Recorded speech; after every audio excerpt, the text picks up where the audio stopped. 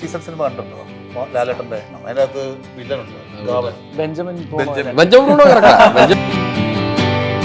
നമ്മൾ നായകനായിട്ട് പൊളിച്ചിട്ടുള്ള നാടകം. നാടകത്തിൽ നമ്മൾ നല്ല ഒരു പെണ്ണുങ്ങളുടെ കാര്യമില്ലേ പുള്ളി പറയും.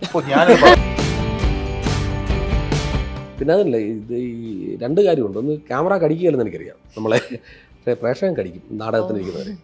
എന്നാണോ നിർത്തിട്ട് പോടാന്ന് പറഞ്ഞുകൊണ്ട് ഇപ്പോൾ നാടകത്തിൽ ഞങ്ങൾ 3 പേര് നിൽക്കുന്ന സീനിൽ കൃഷ്ണൻകുട്ടി മരിച്ചുപോയി എന്ന് പറയുമ്പോൾ എല്ലാവരും അനക്കമാണ്. ആക്ച്വലി നിങ്ങളുടെ കൂടെ വരുമ്പോൾ ശിവ ആക്ച്വലി പുതിയൊരു ആക്ടിങ് മെത്തേഡ് ഫോളോ ചെയ്യുന്ന ആളാവാം. എനിക്ക് ആ ഒരു ഇത് എങ്ങനെ ഒന്ന് കോംപ്ലിമെന്റ് ചെയ്ത് ടീച്ചർക്കൊന്നും അഭിനയിക്കാൻ അറിയത്തില്ലെന്ന് ഞാൻ ചോദിച്ച ആളിനോട് ചോദിച്ചു, നിങ്ങളെക്കുറിച്ച് നിങ്ങളുടെ മാതാപിതാക്കളുടെ അഭിപ്രായം എന്താ? ഇപ്പം നിങ്ങളെ പറ്റി നിങ്ങളുടെ മാതാപിതാക്കളുടെ അഭിപ്രായം നല്ല, പക്ഷെ നാട്ടുകാർക്ക് ഉണ്ടാകണമെന്നുണ്ടോ?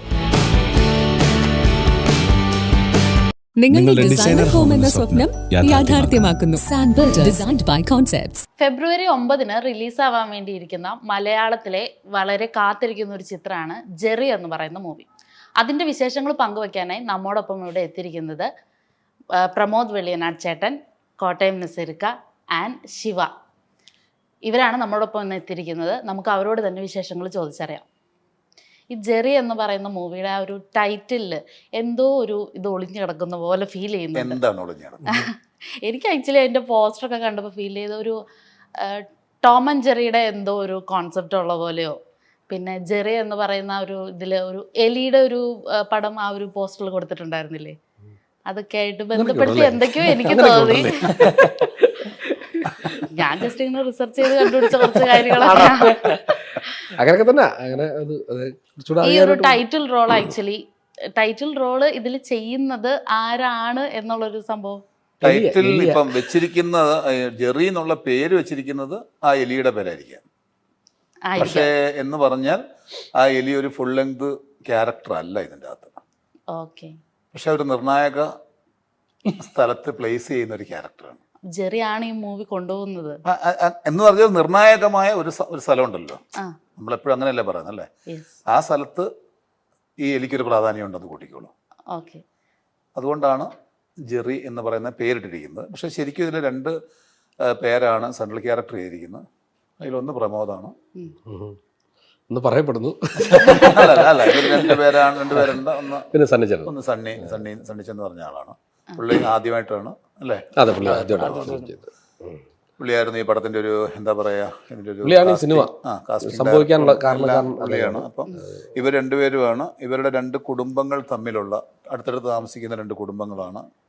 ആ കുടുംബങ്ങൾ തമ്മിലുള്ള ചർച്ചയും സ്നേഹവും ഒക്കെ ചേരുന്ന, സ്നേഹം കൂടുമ്പോൾ ഉണ്ടാകുന്ന ഒരു അകൽച്ച, അതാണ് അതിന്റെ ശരിക്കും വല്ലാത്ത സ്നേഹത്തിനിടയിൽ ഉണ്ടാകുന്ന ഒരു അകൽച്ചയാണ് സിനിമയുടെ മൊത്തത്തിൽ പറയാൻ പറ്റുന്നത് ഇതിവൃത്തം. പിന്നെ നന്മകളുള്ള സിനിമയാണ്. എല്ലാവരും പറയുന്ന പോലൊക്കെ തന്നെ പറയുകയാണ്, നന്മകളുള്ള ഒരുപാട് വാരിക്കോരി നന്മകളുള്ള സിനിമയാണ്. ഭയങ്കര രസകരമായ സ്ഥലത്താണ് ഷൂട്ട് ചെയ്തിരിക്കുന്നത്. കട്ടപ്പനയാണ് ഇതിൻ്റെ ലൊക്കേഷൻ. കട്ടപ്പനയിലെ കുറേ നല്ല മനസ്സുകൾ നമ്മുടെ ഈ സിനിമയോടൊപ്പം ചേർന്ന് വന്നിട്ടുണ്ട്, അഭിനയിക്കാനായിട്ടും അല്ലാതെയും എല്ലാ രീതിയിലും. കാൽവരി മൗണ്ട് എന്ന് പറഞ്ഞ സ്ഥലത്താണ് ഷൂട്ട് ചെയ്തിരിക്കുന്നത്. ഭയങ്കര രസകരമായ ഒരു സ്ഥലമാണ്. കഴിഞ്ഞ ജനുവരിയിലാണ് എൻ്റെ ഷൂട്ടിങ്ങൊക്കെ നടക്കുന്നത്. അതിൻ്റെ കാര്യം നല്ല തണുപ്പിൻ്റെ സമയമാണെന്നാണ് പറഞ്ഞു വരുന്നത്. അതിനെയൊക്കെ അതിജീവിച്ചാണ് ഒരു മനോഹരമായ ഒരു എല്ലാവർക്കും ഇഷ്ടപ്പെടുന്ന, ഫാമിലിക്ക് കയറിയാൽ സന്തോഷത്തോടെ ഇറങ്ങിപ്പോരുന്ന ഒരു സിനിമയായിരിക്കും എന്നാണ് ഞങ്ങളുടെ പ്രതീക്ഷ. പ്രേക്ഷകൻ എനിക്ക് ശകലം പേടിയുണ്ട് ഈ സംസാരിക്കുന്ന കാര്യത്തിൽ. ചിലതൊക്കെ സംസാരിച്ചൊക്കെ വല്ലാത്ത സംസാരമായി പോയെന്നൊക്കെ പറയപ്പെടുന്നു. അപ്പോൾ അതുകൊണ്ട് നോക്കി കണ്ടുപോയി സംസാരിക്കുക. അത് നമ്മൾ എന്താ പറയുന്നത്, എന്നിട്ടും തെറ്റിപ്പോ അതിനെക്കാട്ടും വലിയ പ്രശ്നം. അപ്പം അല്ല, അതിൽ ഞാൻ അന്ന് അതിൻ്റെ എന്നോട് ഒത്തിരി പേര് ചോദിച്ചു. അതിനുശേഷം പലരോട് ചോദിച്ചപ്പോൾ ഞാൻ പറഞ്ഞൊരു ചെറിയ കമന്റ് ഇതാണ്. ഞാൻ ചോദിച്ച ആളിനോട് ചോദിച്ചു, നിങ്ങളെക്കുറിച്ച് നിങ്ങളുടെ മാതാപിതാക്കളുടെ അഭിപ്രായം എന്താ? ഇപ്പം നിങ്ങളെ പറ്റി നിങ്ങളുടെ മാതാപിതാക്കളുടെ അഭിപ്രായം നല്ല, പക്ഷെ നാട്ടുകാർക്ക് ഉണ്ടാകണമെന്നുണ്ടോ? അത്രേ ഉള്ളൂ ആ സിനിമയ്ക്ക് സംഭവിച്ചത്. മനസ്സിലായി. ഞാൻ അഭിനയിച്ച ഞാൻ പണിയെടുത്ത ഒരു സിനിമ നന്നായിരുന്നു, സൂപ്പറായിരുന്നു, ഗംഭീരമാണെന്നല്ലാതെ ഞാൻ അത് അങ്ങനെ അത്ര പോരെ അങ്ങനെ പറയാൻ നോക്കൂ. അപ്പോൾ ആ സിനിമ എനിക്ക് എപ്പോഴും ചരിത്രത്തിൽ ഒരു ചരിത്രമാണ് സിനിമ. ഒരു ചരിത്രമാണ്. ആ ചരിത്രത്തിൽ ഭാഗമാക്കായതുകൊണ്ട് ആ സിനിമ മോശമാണെന്ന് പറയുന്നതൊക്കെ വിവരക്കേട് എനിക്കില്ലാത്തതുകൊണ്ട്, അല്ലെങ്കിൽ ആ സിനിമ എൻ്റെ കാഴ്ചപ്പാടിൽ മനോഹരമായ സിനിമയായിരുന്നു. അതുപോട്ടെ. അപ്പോൾ അങ്ങനെ അതുകൊണ്ട് പേടിയാണ്. നമ്മൾ ഒത്തിരി പറയുമ്പോൾ തള്ളു തുടങ്ങി, ഉന്തു തുടങ്ങി എന്നൊക്കെ പറയും. നമ്മൾ അനുഭവിച്ചല്ലേ പറയുന്നത്. ആദ്യത്തെ ഇതിൻ്റെ പെയിൻ മൊത്തം അനുഭവിച്ചവർ നമ്മളാണ്. അല്ലേ? എല്ലാവരെയും സൂചിപ്പിച്ചും എല്ലാരെയും വിശ്വാസപ്പെടുത്തിയൊന്നും നമുക്ക് ജീവിതം മുമ്പോട്ട് കൊണ്ടുപോകാൻ പറ്റില്ല അല്ലേ? അപ്പൊ നമ്മള് നമ്മുടെ നമ്മുടേതായ രീതിയിൽ ഡിസൈൻ ചെയ്തൊക്കെ പോകാന്നുള്ളതേ ഉള്ളൂ. അതാണ് മറ്റുള്ളവരെ തൃപ്തിപ്പെടുത്തി ജീവിക്കാൻ നടക്കില്ല. അത് ആരെ കൊണ്ട് നടക്കില്ല. എല്ലാരെയും ഒരേപോലെ സുഖിപ്പിച്ച് തൃപ്തിപ്പെടുത്തി ഒന്നും ജീവിച്ചു പോകാൻ പറ്റില്ല. അപ്പൊ ഇതില് ഈ കുറച്ച് പോസ്റ്റേഴ്സ് ഒക്കെ കണ്ടപ്പം ജെറി എന്ന് പറയുന്ന ഒരു ക്യാരക്ടർ ഈ മൂവിയിൽ ഇല്ലെന്നാണ് പറയുന്നത്. അല്ല, ജെറി എന്ന് പറഞ്ഞ ക്യാരക്ടർ ഉണ്ട്. ഇപ്പൊ ഈ സംശയം പറഞ്ഞല്ലോ, എലിയുടെ ഒരു ക്യാരക്ടർ, അതൊക്കെ ഉണ്ട്. പക്ഷെ അതല്ല ഇതിലെ പ്രധാന കഥാപാത്രം. അപ്പൊ ഈ ജെറി എന്ന് പറയുന്ന ക്യാരക്ടർ വില്ലനാണോ ഹീറോയാണോ അത് പറയില്ല. അതിനല്ലേ 9-ാം തീയതി പടം റിലീസ് ചെയ്യണത്. ഈ പടം എന്തായാലും 9-ാം തീയതി റിലീസ് ചെയ്യും, അപ്പൊ കാണാം. അപ്പൊ അതുണ്ടാവും അതിനകത്ത്. അപ്പം ഇതില് ഈ മൂവിയുടെ ബാക്കി കാസ്റ്റ് ആൻഡ് ക്രൂ അതിനെ പറ്റിയിട്ട് ഒന്ന് പറഞ്ഞു. ഈ പറഞ്ഞ പോലെ അനീഷ് ഉദയാണ് സംവിധാനം. അദ്ദേഹത്തിന്റെ ആദ്യത്തെ സിനിമയാണ്. ജെയ്സൺ ജോയ്സൺ എന്ന് പറഞ്ഞ ബ്രദേഴ്സാണ് അത് പ്രൊഡ്യൂസ് ചെയ്തിരിക്കുന്നത്. അവരുടെയും ആദ്യത്തെ മലയാള സിനിമയിലെ സംരംഭമാണ്. പിന്നെ ഞങ്ങളെപ്പോലെ കുറേ പുതിയ ആൾക്കാർ ഇതിന് ഭാഗമാകുന്നു. നസീർക്ക പുതിയ ആൾക്കാർ അല്ല, തുടങ്ങിയല്ലേ ഇവിടുന്ന് കമ്പയർ ചെയ്യുമ്പോ എന്തായാലും പുതിയ ആളാണ്. അപ്പോ കുറെ അധികം നല്ല പ്രായമുണ്ട്, നമ്മൾ ഉദ്ദേശിക്കുന്ന ആളൊന്നുമല്ല, നല്ല പ്രായമുണ്ട് അല്ലേ, എക്സ്പീരിയൻസ് ഉണ്ടല്ലോ. അപ്പോ ഇങ്ങനെ ഇടുക്കിയുടെ പശ്ചാത്തലത്തിൽ രണ്ട് കുടുംബങ്ങളുടെ ഒക്കെ കഥ പറഞ്ഞു പോകുന്ന ഒരു രസകരമായ ഒരു സിനിമ. ഒരുപാട് പുതിയ ആൾക്കാരെന്ന് പറയുമ്പോൾ പെട്ടെന്ന് പേര് പറയുമ്പോൾ ചിലപ്പോൾ നമ്മുടെ പ്രേക്ഷകർ വരെ അറിഞ്ഞോണമെന്നില്ലായിരിക്കാം. പക്ഷെ ഫ്രെയിമിൽ കാണുമ്പോൾ ഇവരെയൊക്കെ അതിൽ കണ്ടിട്ടുണ്ടല്ലോ, ഇതിൽ കണ്ടിട്ടുണ്ടല്ലോ എന്നൊക്കെ മുഖപരിചയമുള്ള കുറേ പേരുണ്ട്. അതല്ലാണ്ട് കുറേ പുതിയ ആൾക്കാർ അഭിനയിച്ചിട്ടുണ്ട് അവിടുത്തുകാരൊക്കെ തന്നെ. അപ്പൊ അതുകൊണ്ട് തന്നെ നമ്മളൊരു എന്താ പറയാ, ഈ ക്യാരക്ടേഴ്സിനെ കാണുമ്പോൾ താരങ്ങളായിട്ട് നമുക്ക് തോന്നില്ല, കഥാപാത്രങ്ങളായിട്ടേ തോന്നുള്ളൂ. നമ്മളിപ്പം ചുറ്റുവട്ടത്ത് കാണുന്ന അങ്ങനെ നമുക്ക് ഫീൽ ചെയ്യുള്ളൂ. നമ്മുടെ തൊട്ടടുത്ത് നടക്കുന്ന ഒരു കഥ പോലെ ഫീൽ ചെയ്യും. അതുണ്ട്. അപ്പൊ ഫാമിലി ഓറിയന്റഡ് ആണ്. ഇതിൽ നിന്ന് ഒരു ഫാമിലി, രണ്ട് ഫാമിലിയാണ്, 200%. പ്രേക്ഷകർ ഇതിൽ നിന്ന് എന്താണ് പ്രതീക്ഷിക്കേണ്ടത് ഈ ജെറി എന്ന മൂവിയിൽ നിന്ന്? സാധാരണ സിനിമയാണ് നമ്മൾ എന്താ പ്രതീക്ഷിക്കുന്നത്? നമ്മൾ ഓഫ് കോഴ്സ് എന്നെ സംബന്ധിച്ച് കോമഡി മൂവീസ് ഞാൻ കാണാൻ പോകുന്നതിന് ഒരു സ്ട്രെസ് ഫ്രീ ആവാൻ വേണ്ടിയിട്ടാണ്. അപ്പൊ ആ ഒരു ഫീൽ ഇതിൽ ഉറപ്പായിട്ടും ഉണ്ടാവും. എന്ന് പറഞ്ഞ് നിങ്ങൾ അടക്കം തൊട്ട് ചിരിച്ച് മറിഞ്ഞ് അങ്ങനെയൊന്നും നമ്മൾ അവകാശപ്പെടുന്നില്ല. ഒരു കഥ പറഞ്ഞു പോകുന്നുണ്ട്, നമ്മുടെ കൺമുമ്പിൽ നടക്കുന്ന പോലെ ഒരു കഥ പറഞ്ഞു പോകുന്നുണ്ട്. ആ കഥയിൽ ചിലപ്പോൾ ചില സംഭവങ്ങൾ കാണുമ്പോൾ നമുക്ക് മുമ്പ് അങ്ങനെ ഉണ്ടായിട്ടുണ്ടാവാം, അല്ലെങ്കിൽ നമ്മൾ തൊട്ടടുത്ത് അതിന് മുമ്പ് കണ്ടിട്ടുണ്ടാവാം, അല്ലെങ്കിൽ മറ്റാരിലോ നമുക്ക് ഇങ്ങനെയൊക്കെ കണ്ടിട്ടുണ്ട്, അങ്ങനെയൊക്കെ തോന്നുന്ന രീതിയിൽ പോകുന്നൊരു കഥയായിരിക്കും. എന്നാൽ നർമ്മങ്ങളിലൂടെയാണ് ഇതിനെ കൊണ്ടുപോകുന്നത്. ഇത് യാഥാർത്ഥ്യത്തോട് ചേർന്ന് നിൽക്കുന്ന സിനിമയാണ്. യാഥാർത്ഥ്യമുണ്ട് സിനിമയിൽ, അല്ലാതെ പറഞ്ഞ പോലെ ഒന്നുമില്ല. അങ്ങനത്തെ ഭയങ്കര വെടിവെപ്പ് തലവെട്ട അങ്ങനത്തെ ഒരു പടമല്ല. സാധാരണക്കാർക്ക് റിലേറ്റ് മാസ് എൻട്രികളൊന്നുമില്ല, ഉള്ള കാര്യം പറയാമല്ലോ. ഭയങ്കര മാസ് എൻട്രികളോ അല്ലെങ്കിൽ അങ്ങനെയുള്ള മനുഷ്യൻ നമ്മുടെ ജീവിതത്തിൽ എവിടെ നമ്മൾ മാസ് ജീവിതത്തോട് വല്ലാതെ ചേർന്ന് നിൽക്കുന്ന ഒരു സിനിമയായിട്ടാണ് ഞങ്ങൾക്ക് തോന്നിയത്. അതിൻ്റെ സിനിമയുടെ നിർമ്മാണ സമയത്ത് നമുക്ക് തോന്നിയത് അങ്ങനെയാണ്. അല്ലാതെ നമ്മുടെ നടന്നു വരവിൽ കുറേ മാസ് ഓട്ടത്തിൽ അങ്ങനെയുള്ളതൊന്നുമില്ല. ക്യാരക്ടറിന് ഭയങ്കര ബൂസ്റ്റപ്പ് ചെയ്തത് അങ്ങനെ. പക്ഷേ രസമുള്ള ഒരു എല്ലാവർക്കും പെർഫോം ചെയ്യാനുള്ള ഏരിയ. തീർച്ചയായും എല്ലാവരും ഇതിന് ആ കാസ്റ്റിംഗ് ഒക്കെ കൃത്യമാണ്. നമ്മുടെ ഭയങ്കര രസകരമായിട്ടുണ്ട്. നാട്ടുപ്രദേശത്തെ ആളുകളുടെ അവരുടെ നിഷ്കളങ്കമായ അഭിനയമൊക്കെ കാണാം നമുക്ക്. അവരൊക്കെ അഭിനയിക്കാൻ തോന്നുന്നില്ല. നമ്മുടെ ചില കാര്യങ്ങളൊക്കെ ചോദിച്ചിട്ടൊക്കെ പോകുന്ന കാണുമ്പോൾ നമ്മൾ ഞെട്ടിപ്പോയി, എന്തോ കാണിച്ചിട്ട് പോയി പെട്ടെന്ന്. അത് അവർക്ക് ഇതൊരു അടിസ്ഥാനപരമായി പഠിച്ചവരോ അഭിനയം പഠിച്ചവരോ അല്ലെങ്കിൽ അതൊന്നുമില്ല. അവരോട് പറഞ്ഞു അവർ ചെയ്തു പോകുമ്പോൾ നമ്മൾ എന്ത് രസമായിരിക്കും എന്ന് തോന്നും. അങ്ങനെ നമ്മൾ വീട്ടിൽ പോയി പിന്നെ ആലോചിക്കേണ്ടി വരും അവരെന്തോ ചെയ്തതെന്ന്. അങ്ങനത്തെയൊക്കെ രസമുള്ളായിരുന്നു.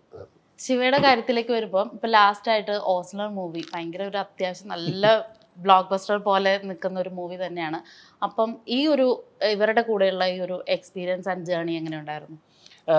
ഓസ്ലർ ഈ പറഞ്ഞ നമ്മൾ ഒരുപാട് ആഗ്രഹിച്ചിട്ടാണല്ലോ സിനിമയിലേക്ക് വരുന്നത്. അപ്പോൾ ഒരു അഭിനയമോഹി എന്നതിൽ ഏറ്റവും അധികം സന്തോഷം തോന്നുന്ന ഒരു പീരീഡാണ് ഇപ്പോൾ. കാരണം ഓസ്ലർ എന്ന് പറഞ്ഞ സിനിമ വളരെയധികം ഹിറ്റായി നിൽക്കുന്നു. നമ്മുടെ തന്നെ അഭിനയിച്ച അടുത്ത സിനിമ ഉടനെ റിലീസാവുന്നു. അപ്പോൾ അത് ഭയങ്കര സന്തോഷമുള്ളൊരു കാര്യമാണ്. ഇപ്പോൾ ജെറി ഓസ്ലറിന് മുന്നേ ഷൂട്ട് ചെയ്തതാണ്, നമ്മൾ അത് കഴിഞ്ഞിട്ടാണ് ഓസ്ലറിലേക്ക് പോകുന്നത്. അപ്പോൾ ഇവിടെ എന്താ പറയുക, ശരിക്കൊരു ഫാമിലി പോലെയായിരുന്നു. നമ്മളെല്ലാവരും ഷൂട്ടിൻ്റെ സമയത്താണെങ്കിലും കാൽവറി മൗണ്ടിലത്തെ അവിടുത്തെ നാട്ടുകാരും ഇതിനകത്ത് കുറേ ഇമ്പോർട്ടൻറ്റ് ക്യാരക്ടേഴ്സ് ചെയ്തിട്ടുണ്ട്. അപ്പോൾ എല്ലാവരും കൂടെ ഒരു ഫാമിലി മൂഡിൽ 2 വീടാണ് ഇതിൽ മെയിൻ ലൊക്കേഷൻ ആയിട്ടുള്ളൂ. അപ്പോൾ ആരും എവിടേക്കും പോകുന്നില്ല. ഫുൾ ടൈം രാവിലെ മുതൽ രാത്രി വരെ. രാത്രി കുറേ ഷൂട്ടുണ്ട്, അപ്പോൾ ഫുൾ ടൈം ഇവിടെ തന്നെ. അങ്ങനെ പിന്നെ ഓസ്ലറിൽ നിന്ന് വ്യത്യസ്തം എന്ന് വെച്ചാൽ അതിനകത്ത് ചെറിയൊരു നെഗറ്റീവ് ഷെയ്ഡാണല്ലോ. ഇതിനകത്ത് ക്യാരക്ടർ അങ്ങനെ നെഗറ്റീവ് ഷെയ്ഡുകളൊന്നുമില്ല. ലാലു എന്നാണ് കഥാപാത്രത്തിൻ്റെ പേര്. ചെറിയൊരു സസ്പെൻസ് കോമഡിയാണ് സിനിമ. അപ്പം അതിൽ ചെറിയൊരു ഇതായിട്ട് ഇങ്ങനെ പോകുന്നൊരു കഥാപാത്രം, ഭാഗമായി പോകുന്നൊരു കഥാപാത്രം. നസീർക്കാട് ഇപ്പോഴത്തെ പുതിയ വിശേഷങ്ങളൊക്കെ എന്തൊക്കെയാ, ഈ ജെറി അല്ലാതെ ഉള്ള വിശേഷം? ജെറി അല്ലാതെ ഇപ്പം ഇറങ്ങാനുള്ള 4-5 പടങ്ങളുണ്ട്. ഒന്ന് അന്വേഷിപ്പിൻ കണ്ടെത്തും, ടോവിയുടെ പടം. അത് ഞങ്ങൾ രണ്ടുപേരും ഉണ്ട്. അതിൽ ഞാനൊരു DYSP ആണ് ചെയ്തിരിക്കുന്നത്. ഇതിലും ഒരു പോലീസ് ഇതില് ഫോറസ്റ്റ് റേഞ്ച് ഓഫീസറാണ്. പിന്നെ ഇനി വരാൻ പോകുന്ന തുണ്ടില് ഞാൻ SI ആണ്. തലവൻ എന്ന് പറയുന്ന അങ്ങനെ പോലീസ് ഡിപ്പാർട്ട്മെന്റില് ഓൾമോസ്റ്റ് പല വേഷങ്ങളും ഞാൻ ഇറങ്ങാൻ വന്നിട്ട് 4-5 പടം DNA അടക്കമുള്ള സിനിമയിലൊക്കെ 5 പടത്തിലും ഏതാണ്ട് പോലീസ് ക്യാരക്ടേഴ്സ് ഒക്കെ തന്നെയാണ് എല്ലാം ചെയ്തത്. പക്ഷെ പെർഫോം ചെയ്യാനുള്ള ക്യാരക്ടറാണല്ലോ, അല്ല വെറുതെ ഒരു പോലീസ് ക്യാരക്ടറല്ല, നമുക്ക് ഇൻഡിവിജ്വലായിട്ട് പെർഫോം ചെയ്യാനുണ്ട് അതിനകത്തല്ല. ഇപ്പൊ ഇത്രയും നാൾ ചെയ്ത് വെച്ച ക്യാരക്ടേഴ്സിൽ നിന്നും ഈ ജെറിയിലെ ക്യാരക്ടറിനെ എങ്ങനെയും ഒന്ന് ഡിഫറൻഷിയേറ്റ് ചെയ്യാൻ പറ്റുന്നുണ്ടോ? പിന്നെ തീർച്ചയായിട്ടും ഇപ്പൊ റോഷാക്ക് സിനിമ വെച്ചിട്ടായിരിക്കുമല്ലോ നമ്മൾ പറയണം അല്ലേ, അതിലെ ആ ക്യാരക്ടറായിട്ട്. റോഷാക്ക് മൂവിയിലെ ആ ഒരു പ്രകടനം ഇപ്പോഴും ഇങ്ങനെ എല്ലാവരുടെയും മനസ്സിൽ നിൽക്കുന്ന അത്രയും ചേഞ്ച് കൊണ്ടുവരാൻ പറ്റുന്ന ഒരു പ്രകടനമായിരുന്നു. കാരണം നമ്മൾ ഒരിക്കലും നസീർ ഖാനെ പ്രതീക്ഷിക്കുന്ന ഒരു വഴിയല്ല റോഷാക്കില്. ഓരോ സീനിലും ഞാനൊക്കെ പ്രതീക്ഷിച്ചിട്ടുണ്ടായിരുന്നു എന്തോ കോമഡി, ഇപ്പോഴും വിചാരിച്ചു തന്നെ ഇരിക്കുകയായിരുന്നു. ഇതിൽ രവീന്ദ്രൻ എന്നാണ് പേര്, ഫോറസ്റ്റ് റേഞ്ച് ഓഫീസറാണ്.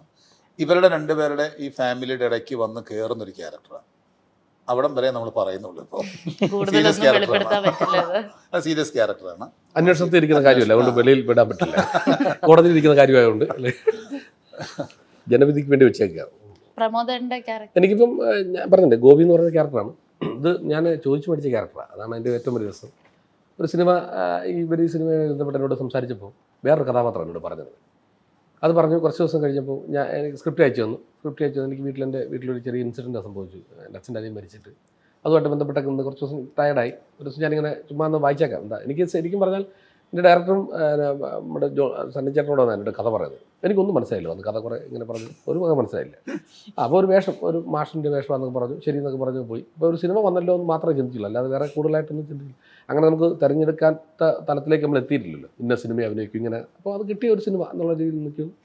അപ്പോൾ ഈ വീട്ടിലെ ഇൻസിഡൻറ്റ് കഴിയുമ്പോൾ ഞാനൊന്ന് കിടന്നപ്പോൾ ഒന്ന് നോക്കിയേക്കാം എന്താ സ്ക്രിപ്റ്റ് എന്താണെന്ന് നോക്കിയപ്പോൾ വായിച്ചപ്പോൾ എന്നെ എനിക്ക് ഭയങ്കര ഇൻട്രസ്റ്റ് ആയി. അതിലൊരു കഥാപാത്രത്തെ വല്ലാതെ എനിക്ക് എൻ്റെ മനസ്സുകളും ഞാനാണെന്നൊക്കെ എനിക്ക് തോന്നാൻ തുടങ്ങി. ഫോണിലാണ് വായിച്ച് ഞാൻ നെഞ്ചിലേക്ക് ഒരു 2 മിനിറ്റ് വെച്ചിട്ട് ഞാൻ അവരെ വിളിക്കണോ വേണോ ഒന്നിങ്ങനെ 2 വട്ടം ആലോചിച്ചിട്ട് എന്തും പെട്ടെന്ന് ഞാൻ അവരെ വിളിച്ചു. സണ്ണിച്ചേട്ടനെ വിളിച്ചിട്ട് വെച്ചു എന്താ ഈ കാര്യങ്ങളൊക്കെ. അപ്പോൾ ഇങ്ങനെ പോകുന്നു, സിനിമ ഡേറ്റുകൾ മാറ്റമൊന്നുമില്ലോ എന്ന് പറഞ്ഞു. ശരി, ഞാൻ ഈ ഗോപി അവതരിപ്പിക്കുന്ന ആരാന്ന് ചോദിച്ചു. ഞാൻ പറഞ്ഞു അതിങ്ങനെ നിൽക്കുകയാണ്, ഒരാളെ ഇങ്ങനെ പറഞ്ഞു വെച്ചിരിക്കുന്നുണ്ട്, അതാണെന്ന് പറഞ്ഞു. ഞാൻ ചെയ്തോട്ടെ ചോദിച്ചു. അപ്പോൾ കുറച്ച് നേരം നോട്ട് അത് ചെയ്യുമോ? ഞാൻ പറഞ്ഞു എനിക്ക് താല്പര്യമുണ്ട്, അത് ചെയ്താൽ കൊള്ളാം.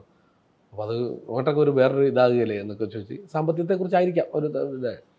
അപ്പോൾ ഞാൻ പറഞ്ഞ് അപ്പോൾ പൈസയൊക്കെ എങ്ങനെയാണെന്ന് അവർ ചോദിച്ചു. ഞാൻ പറഞ്ഞു നിങ്ങൾ എനിക്ക് തരാം, മറ്റേ വേഷത്തിനൊരു തുക പറഞ്ഞിട്ടുണ്ടല്ലോ, അത് തരുമോ എന്ന് ചോദിച്ചു. അത് തരും, മതി ബാക്കിയത്. അല്ലാതല്ല ഞങ്ങൾ ആലോചിച്ചിട്ട് വിളിക്കാൻ വൈകുന്നേരം ഒക്കെ എന്നെ തിരിച്ച് വിളിച്ചിട്ട് പറഞ്ഞ് അതല്ല ഞങ്ങൾ മാന്യമായിട്ട് തന്നെ ചെയ്തോളാം, പ്രൊമോട്ടം ചെയ്യണമെന്ന്. അങ്ങനെയാണ് ശരിക്കും ഞാൻ വാവിട്ട് ചോദിച്ച് മേടിച്ച ഒരു വേഷമാണ് ഗോപി. അതെനിക്ക് എൻ്റെ ജീവിതത്തിലെ ഇനി മുന്നോട്ടുള്ള സിനിമാ ജീവിതത്തിൽ ഷോക്കേസ് ചെയ്യപ്പെടാവുന്ന ഒരു ക്യാരക്ടറാണെന്നാണ് എൻ്റെ വിശ്വാസം. അത് നമ്മുടെ മനസ്സും ശരീരവും കൊടുത്ത് മാന്യമായിട്ട് എന്നാലാകുന്ന എൻ്റെ പരിമിതിക്കുള്ളിൽ നിന്ന് അതിന് എത്രത്തോളം ഭംഗിയാക്കാൻ പറ്റുന്നു അത്രത്തോളം ഭംഗിയാക്കാൻ ശ്രമിച്ചിട്ടുണ്ട്. ആയിട്ടുണ്ടോ എന്നുള്ളത് പ്രേക്ഷകൻ പറയണം.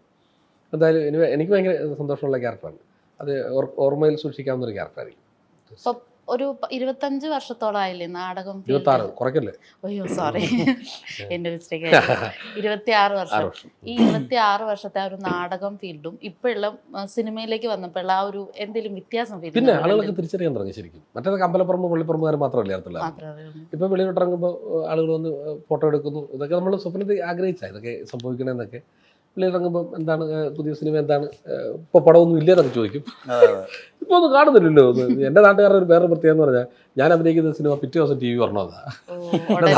തിയേറ്ററിൽ പോയി കാണാൻ ചില കാണുന്നില്ല, ഇന്നാളൊരു പടം കണ്ടോ പിന്നെ കാണുന്നില്ലോ എന്നൊക്കെ ചോദിക്കും. അപ്പം സാധാരണപ്പെട്ട ആളുകളായതുകൊണ്ടാണ് സിനിമകൾ നന്നായിട്ട് വരുന്നുണ്ട്. ഇപ്പം ചെയ്തുകൊണ്ടിരിക്കുന്ന വലിയ 2 പടങ്ങളിലാണ്. അതൊന്ന് നമ്മുടെ പെപ്പയുടെ കൂടെ ഒരു കടൽ സിനിമയാണ്. അതിൻ്റെ ഗെറ്റപ്പുമായി ബന്ധപ്പെട്ടായിരിക്കണം, അതാണ് ഞാൻ തൊപ്പിയെടുക്കാതിരിക്കുന്നത്. അപ്പം അങ്ങനെ മൊത്തത്തിൽ ജീവിതത്തിൽ ഇതുവരെ ചെയ്യാത്ത ഒരു 1-2 കഥാപാത്രങ്ങൾ ചെയ്തുകൊണ്ടിരിക്കുകയാണ്. ഒരു 10 അതില് അഭിനയത്തിന്റെ ആ ഒരു കാര്യത്തിലേക്ക് വരുമ്പം സിനിമയും നാടകം സിനിമയും നാടകത്തിൽ നമ്മൾ എല്ലാവർക്കും ആ തിരിച്ചറിവ് എവിടുന്നോ കിട്ടിയതാണ്. എവിടുന്നോ കിട്ടിയെന്ന് പറയുന്നതിന് കാരണമുണ്ട്. ഞാൻ ഒരുപാട് ഷോർട്ട് ഫിലിംസിൽ അഭിനയിച്ചാൽ 75ഓളം ഷോർട്ട്, അതല്ല ശരിക്കും എണ്ണപ്പെട്ടാൽ കുറച്ച് കൂടുതലുണ്ട്. അപ്പോൾ അവിടെയാണ് നമുക്ക് ഈ സിനിമ അഭിനയവും നാടകാഭിനയവും അല്ലെങ്കിൽ ക്യാമറയുടെ മുന്നിൽ അഭിനയവും ഈ സ്റ്റേജിൽ അഭിനയം തമ്മിലുള്ള വ്യത്യാസത്തെ എനിക്ക് പഠിപ്പിച്ചു തന്നത് എനിക്ക് ഷോർട്ട് ഫിലിം തന്ന എൻ്റെ പിള്ളേരാണ്. അപ്പോൾ ചേട്ടാ അത് വേണ്ട, അത്രയും വേണ്ട, കുറച്ച് മതി. അപ്പോൾ അത് എവിടെ വെച്ച് ഞാൻ ശരിക്കും പല ഇൻ്റർവ്യൂസും പറയാറുണ്ട്, എൻ്റെ ട്യൂഷൻ സെൻ്ററായിട്ടാണ് ഞാൻ ഇതിനെ കണ്ടിരുന്നത്. സിനിമയിൽ അഭിനയിക്കാൻ അല്ലെങ്കിൽ വലിയ ക്യാമറയുടെ മുന്നിൽ അഭിനയിക്കാൻ ഇവിടുന്ന് പഠിച്ചിട്ട് പോയതാണ്. ചെറിയ പിന്നെ പ്രത്യേകിച്ച് എനിക്കത് വലിയ ആയാസരഹിതമായിരുന്നു. കാരണം ഞാൻ നാടകത്തിലും അഭിനയക്കാരനല്ലായിരുന്നു. വാരിക്കോരി അഭിനയിക്കില്ല, മിതമായി ഇങ്ങനെ ലൈഫിൻ്റെ ആളായിരുന്നു. നാടകം കുറച്ച് കൂടുതലായിട്ട് ആവശ്യപ്പെടുന്നത് നടൻ അറിയാൻ പാടില്ലായിട്ടില്ല, അപ്പോൾ പുറകെ ഇരിക്കുന്നവർക്ക് മനസ്സിലാകാൻ വേണ്ടിയാണ്.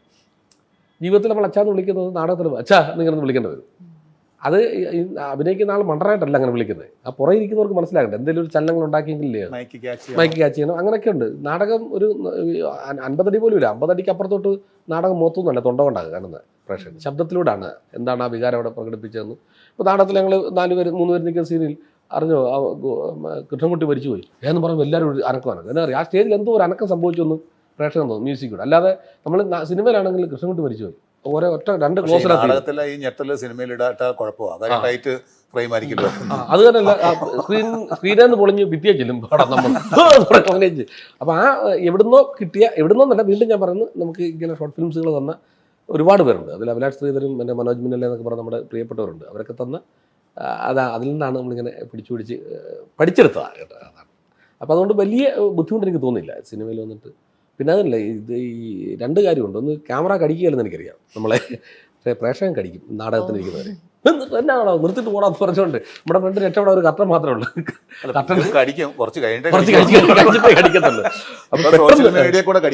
ഇപ്പൊ പെട്ടെന്ന് നമുക്ക് രണ്ടാമത് ഇതിന് ഓപ്ഷൻസ് ഉണ്ടല്ലോ. ക്യാമറയ്ക്ക് ഇപ്പോൾ ചേട്ടാ ശരിയല്ല ഒന്നുകൂടെ നാടകത്തിന് ആ സ്റ്റേജിൽ നമ്മൾ സ്റ്റേജിൽ ചെയ്താൽ പോയി വിട്ടതാ വെടിവെക്കുന്നോ. ഒരു ഉദാഹരണമായിട്ട് പറയാം, NM പിള്ള സാറ്, അദ്ദേഹം നാടകാചാര്യനാണ്, നാടകത്തെക്കുറിച്ച് പുസ്തകങ്ങൾ എഴുതിയ ആളാണ്, ഭയങ്കര ലെജൻഡായിട്ടുള്ള നാടകപ്രവർത്തകനാണ്. പക്ഷെ ഒരു പുതിയ തലമുറ, ഇനി വരാൻ പോകുന്ന തലമുറ അദ്ദേഹത്തെ അറിയപ്പെടുന്നത് ഗോഡ് ഫാദർ എന്ന് പറയുന്ന സിനിമയിലൂടെ അഞ്ഞൂറാൻ എന്ന് പറയുന്ന കഥാപാത്രത്തിലൂടെ. അതാണ് സിനിമയും ശരിക്കുള്ള വ്യത്യാസം. ഞാൻ ഈ പറഞ്ഞ ആകത്തുകയാണ്. അതാണ് അല്ലേ? അല്ലാണ്ട് പുതിയ തലമുറയ്ക്ക് നമ്മളിപ്പോൾ അദ്ദേഹം ഇത് ബുക്ക് എഴുതിയിരുന്നു, ഇത്രയും വലിയ നാടകാചാര്യൻ എന്നൊക്കെ പറഞ്ഞ് പരിചയപ്പെടുത്തുന്നതിനേക്കാൾ ഉപരി ആ ഒറ്റ സിനിമ കാണിച്ചു കൊടുത്താൽ മതി. ആരായിരുന്നു NM പിള്ള സാർ? തിലകൻ ചേട്ടനാണെങ്കിലും എത്രയോ വർഷം നാടകം കളിച്ചിട്ടാണ് 56-ാമത്തെ വയസ്സിൽ 55-ാമത്തെ വയസ്സിലാണ് സിനിമയിലെത്തുന്നത് തിലകൻ ചേട്ടന്. നമ്മൾ തിലകൻ ചേട്ടൻ നാടക നടന്നൊക്കെ 2ാമത് പറഞ്ഞുള്ളൂ, സിനിമ നടനായിട്ട് തന്നെ നമ്മുടെ ചെറുപ്പക്കാരുടെ ഇടയിലൊക്കെ കാണുന്നത്. അപ്പോൾ അതുകൊണ്ട് ഈ മാധ്യമത്തിൻ്റെ പ്രത്യേകതയാണ്. പക്ഷെ വല്ലാത്തൊരു നാടക മേഖല ഒരു വല്ലാത്ത മേഖല തന്നെ, സ്റ്റേജ് മേഖല നമുക്ക് കിട്ടിയ കരുത്ത് അവിടെ നിന്നാണ്. ഇത്രയും പ്രേക്ഷകരുടെ മുന്നിൽ പച്ചയായിട്ട് കട്ടം പോയി കഴിഞ്ഞാൽ അവർ നമ്മൾ യുദ്ധമല്ലേ നടക്കുന്നത്. കഥാപാത്രമാണെന്ന് ഞാൻ ഇന്ന കഥാപാത്രമാണെന്ന് അവർ ബോധ്യപ്പെടുത്താനുള്ള ശ്രമവും അതല്ലാന്ന് ഉദ്ദേശിച്ചാണ് അവരിരിക്കുന്നത്, അവരെ ആക്കിയെടുക്കുക എന്നുള്ളതാണ്. ഇപ്പൊ ഇവരൊക്കെ ചെയ്ത വലിയ വേഷങ്ങൾ ഉണ്ടാവും, അത് വരും തലമുറയ്ക്ക് ഒന്ന് കാണണമെന്ന് പറഞ്ഞാൽ ഇവിടുന്ന് എടുത്ത് കാണിക്കാൻ. അതാണ് ഇപ്പൊ നാടകത്തിന് അങ്ങനെ ഷൂട്ട് ചെയ്ത് ഒരു നാടകം അങ്ങനെ എടുത്തു വെക്കുന്നില്ലല്ലോ ഇപ്പൊ സിനിമ അങ്ങനല്ലല്ലോ. സിനിമയിൽ ചരിത്രത്തിന്റെ ഭാഗമായിട്ട് കിടക്കില്ല, എപ്പോൾ വേണം നമുക്ക് എവിടെന്നെങ്കിലും ഒക്കെ എടുത്തിട്ട് കാണാൻ പറ്റും അല്ലേ? ഈ നാടകം എന്ന് പറയുന്ന സാധനം സംസ്ഥാന മത്സരത്തിന് പോകാൻ വേണ്ടി ഇപ്പൊ CD കൊടുക്കണം. നമ്മൾ സംസ്ഥാന മത്സരത്തിന് സെലക്ഷൻ കിട്ടണമെങ്കിൽ CD കൊടുക്കണം. അതുകൊണ്ട് മാത്രമാണ് കുറേ കാലമായിട്ട് ഷൂട്ട് ചെയ്യുന്നത്. അല്ലെങ്കിൽ ഞാൻ അഭിനയിച്ച രാഷ്ട്രപിതാവ് എന്നൊക്കെ പറഞ്ഞാൽ ഭയങ്കര ഹിറ്റ് നാടകമാണ്, എനിക്ക് ആദ്യ സ്റ്റേറ്റ് അവാർഡ് കിട്ടിയാണ്. അതൊക്കെ നമുക്ക് ഇനി ഓർക്കാവുന്നല്ലാതെ വേറെ ഒരു കാര്യം ഇല്ല, ഒന്നും നമുക്ക് പോലും കാണാണ്ടല്ലോ. അതിനുള്ള അങ്ങനെ കുറെ ഇപ്പൊ യൂട്യൂബിൽ കുറെ നാടകങ്ങളൊക്കെ സീസൺ കഴിയുമ്പോഴേ ഇറക്കുന്നുണ്ട്. ഇത് അമ്പലപ്പുറമ്പും പള്ളിപ്പുറമ്പും എല്ലാം കച്ചവടം ചെയ്യാൻ വേറെ മാർഗ്ഗമില്ല, OTT ഇല്ലല്ലോ നാടകത്തിൽ. അതിൻ്റെ ഒരു പ്രശ്നമുണ്ട്. നസീർക്ക് മറ്റേ പഴയ ഇതിന്റെ കാര്യം പുതിയ ആക്ടിങ് മെത്തേഡിന്റെ കാര്യം പറഞ്ഞപ്പോഴാണ് ഞാൻ ഒരു കാര്യം ഓർത്തത്. ഇപ്പോൾ ശിവ ആക്ച്വലി നിങ്ങളുടെ കൂടെ വരുമ്പോൾ ശിവ ആക്ച്വലി പുതിയൊരു ആക്ടിങ് മെത്തേഡ് ഫോളോ ചെയ്യുന്ന ആളാവാം, എനിക്ക് അറിഞ്ഞൂടാ. അപ്പം നിങ്ങൾക്ക് ആ ഒരു ഇത് എങ്ങനെ ഒന്ന് കോംപ്ലിമെന്റ് ചെയ്ത് ടീച്ചർക്കൊന്നും അഭിനയിക്കാൻ അറിയത്തില്ലെന്ന് പെരുമാറി കാണിക്കാം നമ്മളെ മുന്നേ. തമാശല്ലേ നമ്മള് ശരിയാണ്, ഞാൻ കണ്ടപ്പോ എനിക്ക് ചോദ്യം വളരെ കറക്റ്റാണ്. അറിയോ, അത് വലിയ ബുദ്ധിമുട്ടാണ് ഈ പുതിയ തലമുറയോടൊപ്പം. കാര്യം എന്താ പറയാ, നമ്മളൊരു ടോണ്ടായിട്ട് കുറെ നാളായിട്ട് ഇരിക്കുന്ന ആളായിരിക്കും. നമ്മളുടെ നോട്ടം, ചിരി, കയ്യെടുപ്പ്, സംസാരം ഒക്കെ ട്യൂൺഡായിരിക്കും കുറെ കാലം ചെയ്തിട്ട്. ഇപ്പോഴായിരിക്കും എനിക്ക് തന്നെ മാറ്റങ്ങൾ ഉണ്ടായിട്ടുണ്ടാവുക. അത് ഈ പുതിയ ആൾക്കാരോടുള്ള സഹവാസമാണ്. ഈ പറഞ്ഞ പോലെ എന്താ പറയാ, ചില ഓവർ സാധനങ്ങളൊക്കെ ഇട്ടിട്ടൊക്കെ ആയിരിക്കുമല്ലോ പണ്ട് വന്നിട്ടുണ്ടാവുക. ഇപ്പം ഇവരുടെ കൂടെ ചെയ്യുമ്പോഴത്തേക്കിനാണ് നമ്മൾ സ്ക്രീനിൽ കാണുന്ന ഡിഫറൻസ് പെട്ടെന്ന് നമുക്ക് മനസ്സിലാവുള്ളൂ. ഇത്രയും മതിയായിരുന്നു ഇത്രയും മതിയായിരുന്നു, ഇവരാണല്ലോ നന്നായെന്ന് തോന്നും. അങ്ങനെയുണ്ട്. അപ്പം നമ്മൾ നമ്മളെ തന്നെ ഒന്നുകൂടെ ഒന്ന് എന്താ പറയുക ഒന്ന് പോളിഷ് ചെയ്തെടുക്കും. ശിവയ്ക്ക് എങ്ങനെ ഇവരുടെ കൂടെയുള്ള അല്ല ഞാനിപ്പോ നമ്മൾ സത്യം പറഞ്ഞപ്പോ നസീർക്കാടൊക്കെ സിനിമ TV-യിൽ കണ്ടിട്ടാണ് നമ്മൾ ചെറുപ്പം മുതലേ കാണുന്നതാണല്ലോ. പ്രഭാകരനാണെങ്കിൽ നമ്മൾ കളയിൽ മുതൽ കണ്ടിട്ടുണ്ട്. ഞാൻ കള കണ്ടപ്പോഴൊക്കെ സത്യം പറഞ്ഞാൽ ആലോചിച്ചിട്ടുണ്ട്, ഇത്രയും നാച്ചുറലായിട്ട് ഒരാൾ എങ്ങനെയാണ് ഇത് ചെയ്യണേ. ശരിക്കും ഒരു നാട്ടുകാരനെ പിടിച്ച് കാസ്റ്റ് ചെയ്ത ഒരു ഇത്. അപ്പൊ നസീർക്കയുടെ ആണെങ്കിലും പണ്ട് മുതലുള്ള സിനിമകൾ കണ്ട് റോഷാക്കിൽ നമ്മൾ ഭീകരമായിട്ട് നിരച്ചു. അപ്പോൾ പഴയ ആക്ടേഴ്സ് ഒക്കെ ഇങ്ങനെ സ്ഥിരം ഇവര് മമ്മൂക്ക ഒരു ഇന്റർവ്യൂവിൽ പറഞ്ഞിട്ടുണ്ടല്ലോ, നമ്മൾ മിനിക്കും തോറും അതായത് നമ്മൾ നന്നായി അതുപോലെ പോളിഷ്ഡ് ആയിട്ടുള്ള മലയാളത്തിലെ ഏറ്റവും കൂടുതൽ എന്താ പറയുക സ്വഭാവ നടന്മാരുള്ളതും ഇവർ അവരെ തന്നെ ഇമ്പ്രൂവ് ചെയ്യുന്നതും അതായത് അപ്ഡേറ്റഡ് ആയിക്കൊണ്ടിരിക്കുക എന്നുള്ളത് ഭയങ്കര ഒരു ഇതാണല്ലോ. അപ്പൊ അത് കാണുമ്പോൾ നമ്മൾ അതിന്നും പഠിക്കുകയാണ്. തിരിച്ചുണ്ട് അല്ല നമ്മളെ നിങ്ങൾ പുതിയ നേരത്തെ ഉണ്ടായിരുന്നവരെ നമ്മൾ നോക്കുന്ന പോലെ തന്നെ അവർ തിരിച്ചും നോക്കുന്നുണ്ട്. അതെ, പുതിയ ആളുകളുടെ അഭിനയത്തിന്റെ രീതികൾ മൈന്യൂട്ടായിട്ടുള്ള ചില സാധനങ്ങളൊക്കെ നമ്മൾ തലേ കുത്തി കിട്ടുന്നില്ല അങ്ങനെയുള്ള സാധനം. അത് വലിയ കാര്യമാണ്. അപ്പൊ അത് പരസ്പര പൂരകങ്ങളായി പോകുന്നു എന്നുള്ളതാണ്. അല്ല നിങ്ങൾ വലിയ മിടുക്കന്മാരും അല്ല, നമ്മൾ ഭയങ്കര അത്ഭുതമല്ലെന്ന് മനസ്സിലാക്കി. നീ പറഞ്ഞപ്പോഴേ പുള്ളിക്ക് മനസ്സിലായി ഇത് വേറെ ലെവലിലേക്ക്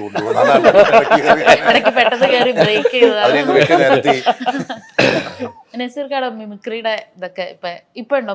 മിമിക്രി പ്രോഗ്രാംസ് ഒക്കെ ഇപ്പൊ ചെയ്യുന്നുണ്ടോ? പഴയ പോലെ അങ്ങനെ കാര്യമായിട്ടുള്ളൊരു കോൺസെൻട്രേറ്റ് ചെയ്യുന്നില്ല പ്രോഗ്രാമിൽ. സ്റ്റേജ് ഷോസ് അങ്ങനെ പൂർണ്ണമായി നിർത്തിയെന്ന് ഞാൻ പറയുന്നില്ല. പെൻഷൻ ഇല്ലാത്തോണ്ട് നിർത്താൻ വെച്ചേക്കും.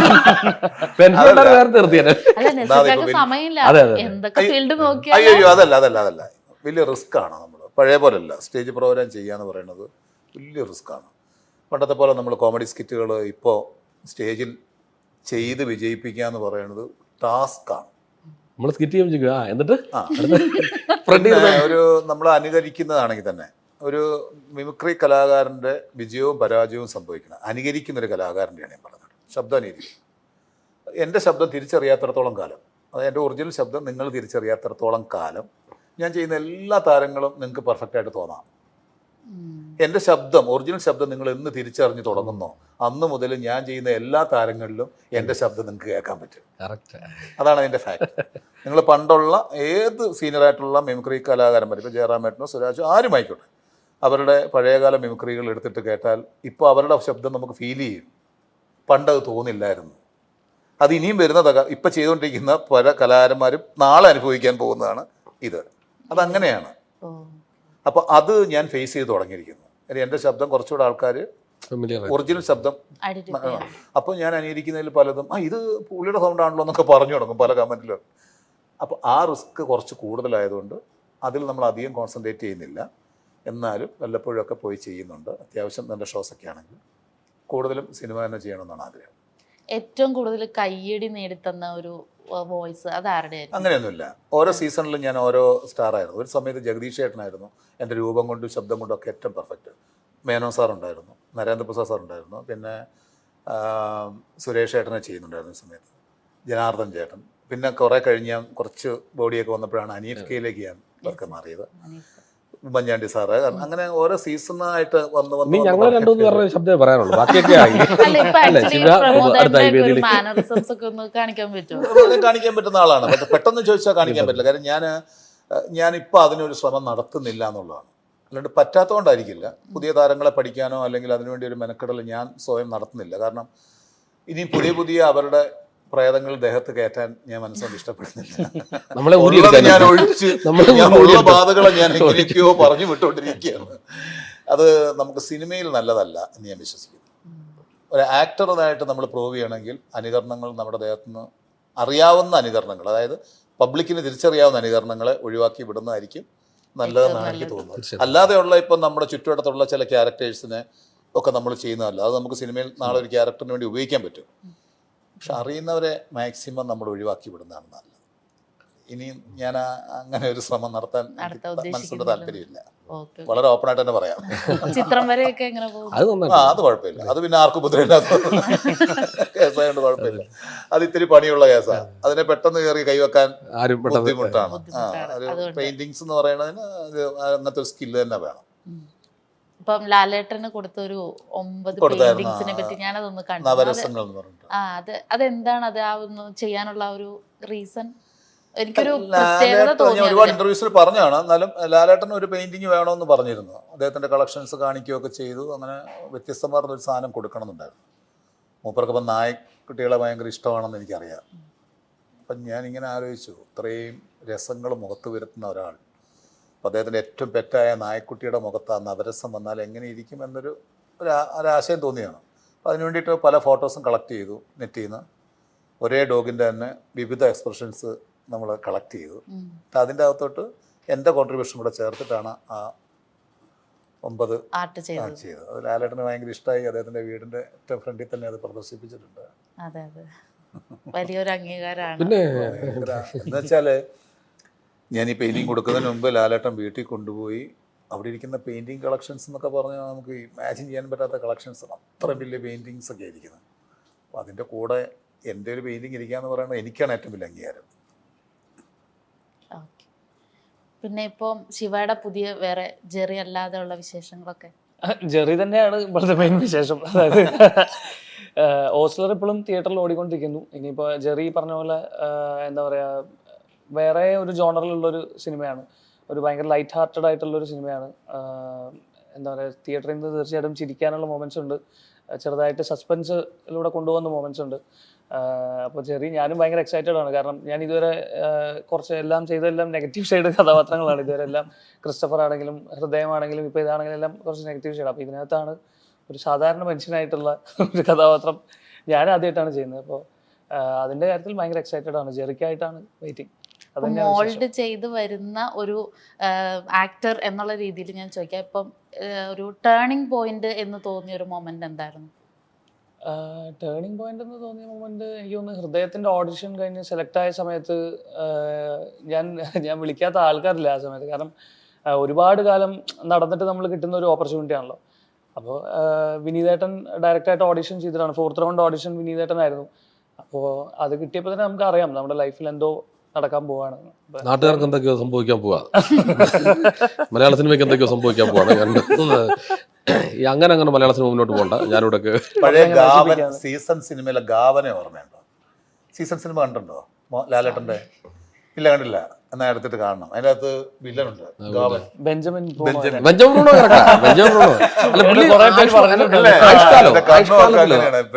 ആയുഷ്കാലോ അല്ല ശ്രീചേട്ടനൊക്കെ അല്ലേ? കറക്റ്റല്ലേ? ശരിയാ, ശ്രീനിച്ചേട്ടൻ്റെ ഒരു പടത്തില് സീസണിലാണ് അയാൾ വന്ന് ഭയങ്കര വില്ലനാണല്ലോ അതിനകത്ത്. അത് പുള്ളി നല്ല വില്ലനാ. ഇയാളെ കാണുമ്പോ എപ്പോഴും അങ്ങനെ തോന്നുന്നു. കറക്റ്റാ. പ്രമോദേട്ടൻ നാടകത്തിലൊക്കെ ഏറ്റവും കൂടുതൽ ചെയ്തിട്ടുള്ള സീരിയസ് ക്യാരക്ടേഴ്സ് അല്ലേ? അല്ല, ഞാനൊരു 17 വർഷം ഹ്യൂമറാണ് ചെയ്തിരുന്നത്. എനിക്ക് സ്റ്റേറ്റ് അവാർഡ് കിട്ടിയത് ഹ്യൂമറിനാണ്, ബെസ്റ്റ് ഹ്യൂമറിനുള്ള 2 സ്റ്റേറ്റ് അവാർഡ്. അത് കഴിഞ്ഞിട്ട് ബാക്കി എല്ലാ വർഷങ്ങളും നാടകത്തിൽ നായകനായിട്ടൊക്കെ അഭിനയിച്ചു. നാടകത്തിൽ കുറേ നാടകങ്ങളിൽ അഭിനയിച്ചു.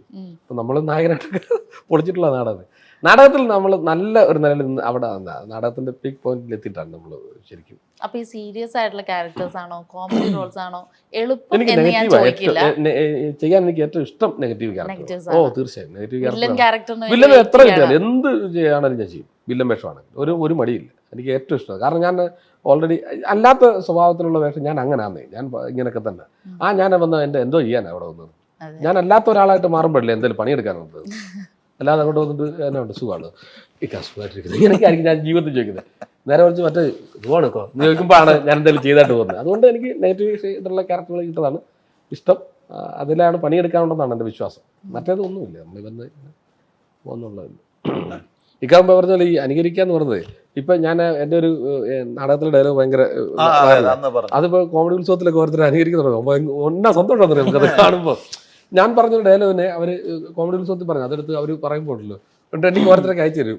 അതുകൊണ്ട് അപ്പോൾ നമ്മളെയൊക്കെ ആളുകൾ തിരിച്ചറിയാൻ തുടങ്ങി എന്നുള്ളതിൻ്റെ ഒരു സന്തോഷം.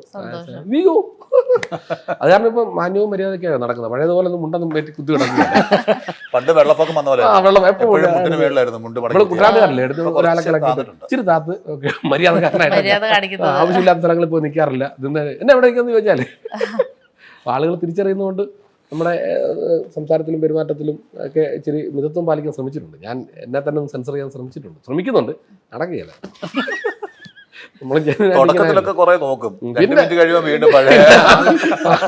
ഇത്രയും മണിക്കൂറൊക്കെ പെർഫോം ചെയ്ത് നിൽക്കാൻ പറ്റിയല്ലോ. 3-4 മിനിറ്റ് ഒക്കെ നോക്കും. പിന്നെ വേറെ പ്രമോദായിട്ട് നോക്കും. പക്ഷെ അത് കഴിഞ്ഞ് പിന്നെ പഴയ പ്രമോദ് തന്നെ ആവും. അകത്ത് കിടക്കുന്ന പുള്ളിക്കുന്നത് എങ്ങനെങ്കിലും ഒന്ന് വിളിച്ചാടാൻ വേണ്ടി. അപ്പൊ അത് ഇപ്പൊ നമ്മുടെ ജെറി എന്ന് പറയുന്ന മൂവിയിലേക്ക് തിരിച്ചു വരുമ്പം അതിലിപ്പം നിങ്ങൾ മൂന്ന് പേരും പിന്നെ ഒരു ലീഡിങ് ക്യാരക്ടർ ഉണ്ടെന്ന് പറഞ്ഞു. അതല്ലാതെയുള്ള ഫീമെയിൽ റോൾസ് അതിന്റെ കാര്യങ്ങളൊക്കെ ഒന്ന്. പെണ്ണുങ്ങളുടെ കാര്യമില്ലേ പുള്ളി പറയും. അപ്പൊ ഇതാ മനസ്സിന്റെ അതല്ല, ഇവരാണ് കൂടുതൽ സീക്വൻസ് ഉള്ളത്, അവരുടെ ജോഡിയൊക്കെ അല്ലേ. ഞാനൊരു 4-5 ദിവസം വന്നിട്ട് പോയ ഒരാളാണ്, കാര്യമായിട്ട് എല്ലാവരും പരിചയപ്പെടാണ്. തകർത്തിട്ട് പോയ ഒരാളാണ് പറയുന്നത്. ഞാൻ ഫുൾ ടൈം ഉണ്ടായിരുന്നു, പക്ഷെ എനിക്ക് ജോലി വലിയായിട്ടില്ല. ജോലിയിൽ ശ്രദ്ധിക്കുന്നതാണ്. ബാക്കി അഭിനയിച്ച് സണ്ണിച്ചൻ പ്രമോദേട്ടനാണ് കഥയിലെ ലീഡ് ക്യാരക്ടേഴ്സ്. നമ്മളെല്ലാവരും അതിനോടനുബന്ധപ്പെട്ട് വരുന്ന ക്യാരക്ടേഴ്സാണ്. ഇപ്പം ഞാൻ ലാലു എന്ന് പറഞ്ഞൊരു കഥാപാത്രം, ഇതിനകത്ത് എബിൻ എൻ്റെ അളിയനായിട്ട് ചെയ്യുന്ന കഥാപാത്രമാണ്. എബിൻ എന്നാണ്. അതെ, ഭയങ്കര അടിപൊളി ആക്ടറാണ്. പിന്നെ കെസിയ, അതെ റൂത്ത്, പിന്നെ അതുപോലെ തന്നെ ഗോപിച്ചേട്ടൻ്റെ ഭാര്യയായിട്ട് അനു എൻ്റെ അമ്മയുടെ മിനി ഗോപിച്ചേട്ടൻ്റെ ഭാര്യ. അങ്ങനെ പിന്നെ അനിൽ കെ ശിവറാം ഉണ്ട്, നമ്മുടെ അപ്പനിലെ സൂസൈഡ് ചെയ്യുന്ന ക്യാരക്ടർ. അങ്ങനെ ഒരുപാട് ക്യാരക്ടേഴ്സ് ഇതിനകത്ത് വന്ന് തകർത്ത് അഭിനയിച്ച് പോയ കുറെ ആൾക്കാരുണ്ട്. പീറ്റായി എന്ന് പറഞ്ഞൊരു പുള്ളിക്കാരുണ്ട്, ഇടുക്കിയിൽ നിന്ന് തന്നെ ഓഡിഷൻ വഴി അവർ തെരഞ്ഞെടുത്തൊരു കഥാപാത്രം ചെയ്യുന്ന ഒരാളാണ്. അതെ, സ്റ്റാലിൻ ചേട്ടൻ. അങ്ങനെ ഒരുപാട്, അതായത് ഇത് ആ നാട്ടിലുള്ള കുറെ ആൾക്കാരും പിന്നെ ഇങ്ങനെ കുറച്ച് അഭിനേതാക്കളും എല്ലാവരും കൂടെ ഉള്ളൊരു സിനിമയാണ്. അപ്പോൾ അതൊക്കെയാണ് ഇതിൽ ബാക്കി അഭിനയിച്ചവരുടെ കാര്യങ്ങൾ. പ്രേക്ഷകരോട് എന്താണ് പറയാനുള്ളത്? 9-ാം തീയതി ഞങ്ങളുടെ ജെറി റിലീസാണ്. തീർച്ചയായിട്ടും എല്ലാവരും പോയി കണ്ട് വിജയിപ്പിക്കണം. ഒരുപാട് പേരുടെ പ്രതീക്ഷയാണ് ഓരോ സിനിമയും അല്ലേ. പ്രത്യേകിച്ച് ഇതിൻ്റെ അകത്ത് അനീഷ് എന്ന് പറയുന്ന ഡയറക്ടറുടെ ആദ്യത്തെ സിനിമയാണ്. ഒരുപാട് പ്രതീക്ഷയുണ്ട്. പ്രൊഡ്യൂസർ അവരുടെ ആദ്യത്തെ സിനിമയാണ്. അവർക്ക് ഈ ഒരു സിനിമയെന്നല്ല, ഇനി അങ്ങോട്ട് ഒരുപാട് സിനിമകൾ ചെയ്യണം എന്ന ആഗ്രഹമായിട്ട് വന്നിരിക്കുന്ന 2 സഹോദരങ്ങളാണ് പ്രൊഡ്യൂസേഴ്സ്. അപ്പോൾ അവരെയൊക്കെ നമുക്ക് ആവശ്യമുണ്ട് സിനിമയ്ക്ക്. അപ്പോൾ പ്രേക്ഷകർ തിയേറ്ററിൽ വന്ന് പടം കണ്ട് വിജയിപ്പിക്കണം, അനുഗ്രഹിക്കും. ഫെബ്രുവരി 9-ന് റിലീസാവാൻ പോകുന്ന ജെറി എന്ന് പറയുന്ന മൂവി പ്രേക്ഷകർ 2 കൈയും നീട്ടി സ്വീകരിക്കട്ടെ എന്ന് ആശംസിച്ചുകൊണ്ട് നമുക്ക് ഈ പ്രോഗ്രാം ഇവിടെ വൈൻഡപ്പ് ചെയ്യാം. Thank you so much for joining with us. പുതിയ സിനിമകളും പുതിയ വിശേഷങ്ങളുമായിട്ട് നമുക്ക് വീണ്ടും കാണാം.